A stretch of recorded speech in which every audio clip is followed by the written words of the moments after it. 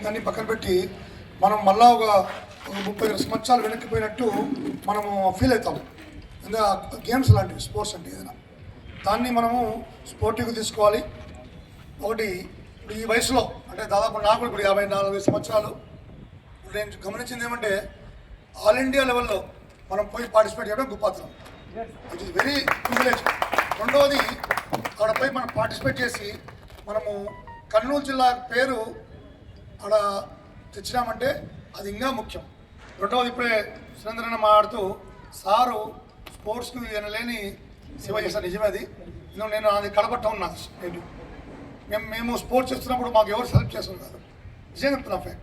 కొట్లాడి నేను మా అసోసియేషన్ ఫామ్ చేయించాను. మా అసోసియేషన్ పొద్దుటూరులో ఉంది.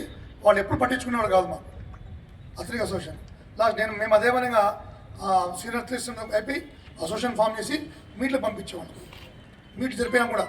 కనుక నేను ఈ రకంగా సారు మన కర్నూలు జిల్లాకే ఉండడమే ఒక గర్వకారణము. ఒక నాకు తెలిసినందుకు ఒక భీష్మ పితామహం లాగా అనుకోవచ్చు.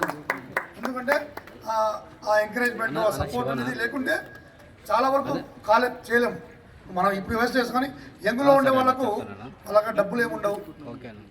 స్పోర్ట్స్ చేస్తున్న వాళ్ళకి తెలిసి ఉంటుంది, జాబ్ ఉండదు, ఇంట్లో బీద స్థితిలో ఉంటారు. మనకి డైట్ కావాలి.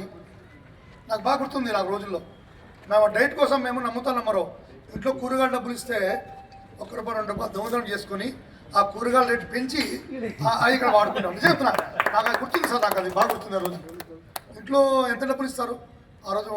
మనం ప్రోటీన్స్ తీసుకోవాలంటే మనకు అంత డబ్బు సరిపోయేది కాదు. రెండవది ట్రైన్స్లో మేము ఒక ఫేర్ పోయి మళ్ళీ తిరిగి వచ్చాము కదా, అప్పుడు ప్లేస్ లేక కళ్ళ దగ్గర పండుకునే రోజులు ఉన్నాయి అలసిపోయి వచ్చేటప్పుడు. కనుక అలాంటి సందర్భం ఇక్కడ లేదు ఈ జిల్లాలో. కనుక కేవలం ఎవరి వల్ల అంటే టీసీ సార్ వల్ల ఆ సపోర్టు, ఆ ఎంకరేజ్మెంటు ఇవన్నీ చాలా అవసరం ఉంది. Thank you. అవకాశం ఇచ్చిన థ్యాంక్ యూ. ఏమైనా తప్పుగా మాట్లాడితే క్షమించమని కోరుకుంటున్నాను. Thank you sir. Thank you so much. Next మన